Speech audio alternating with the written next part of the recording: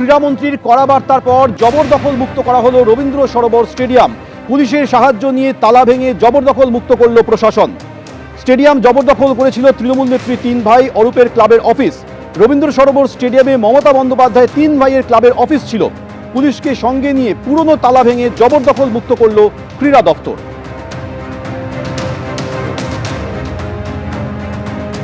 একটা সময় রবীন্দ্র সরোবর স্টেডিয়াম বাংলার খেলাধুলার জগতের ফুসফুস ছিল। তারপর 2011 সালে পালা বদলের পর থেকেই এই রবীন্দ্র সরোবর স্টেডিয়াম বেহাল হয়েছে। তারপর সময় যত এগিয়েছে রবীন্দ্র সরোবর স্টেডিয়ামের খেলা কম, জবরদখল বেশি হয়েছে। এই রবীন্দ্র সরোবর স্টেডিয়ামের নিচে যে একাধিক ঘর দেখতে পাওয়া যাচ্ছে সেটা পূর্বতন সরকারের প্রাক্তন মুখ্যমন্ত্রী মমতা বন্দ্যোপাধ্যায়ের ভাই স্বপন বন্দ্যোপাধ্যায় ওরফে বাবুন বন্দ্যোপাধ্যায়ের কালীঘাট স্পোর্টস লাভার অ্যাসোসিয়েশনের ঘর যেমন ছিল, তেমনি আরেক ভাই কার্তিক বন্দ্যোপাধ্যায়ের ক্লাব বিবেক ক্লাবের ঘর ছিল।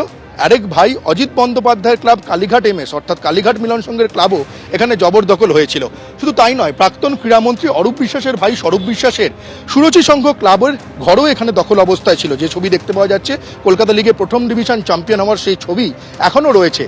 ছবি এখানে থাকলেও ঘর দখলমুক্ত হয়ে গেছে আজ। এখানে যে একাধিক যে ঘরগুলো সেই ঘরগুলোর তালা ভেঙে নতুন তালা লাগিয়ে দেওয়া হয়েছে। নতুন ক্রীড়ামন্ত্রী নিশীথ প্রামাণিক 48 ঘন্টা আগে বলেছিলেন যে রবীন্দ্র সরোবর স্টেডিয়ামের যে ঘরগুলো বেআইনিভাবে দখল হয়ে রয়েছে সেই ঘরগুলো দখলমুক্ত করা হবে।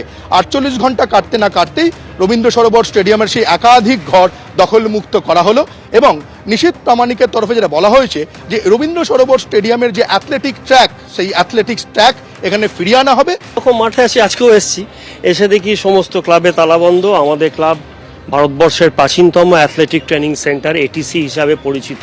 পশ্চিমবঙ্গে প্রথম এটিসি অ্যাথলেটিক ট্রেনিং সেন্টার হিসাবে তৈরি হয়। তো এসে দেখি এটাও তালাবন্ধ।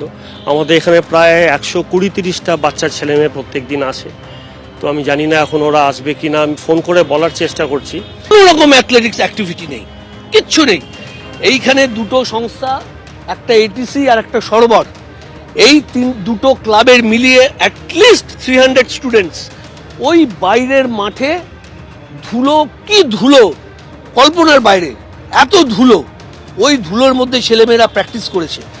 আর মানে যদি এটা মেজার করার কিছু থাকতো তাহলে দেখতো যে লাংসে এত এত ধুলো।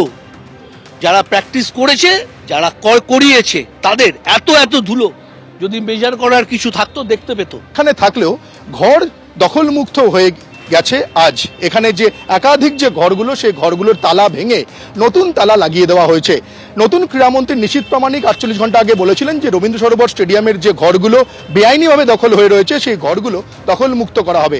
48 ঘন্টা কাটতে না কাটতেই রবীন্দ্র সরোবর স্টেডিয়ামের সেই একাধিক ঘর দখলমুক্ত করা হলো এবং নিশীথ প্রামাণিকের তরফে যেটা বলা হয়েছে যে রবীন্দ্র সরোবর স্টেডিয়ামের যে অ্যাথলেটিক ট্র্যাক সেই অ্যাথলেটিক্স ট্র্যাক এখানে ফিরিয়ে আনা হবে এবং এখানে খেলাধুলোকে আবারও আগের মতো এখানে ফিরিয়ে আনা হবে রবীন্দ্র সরোবর স্টেডিয়ামে।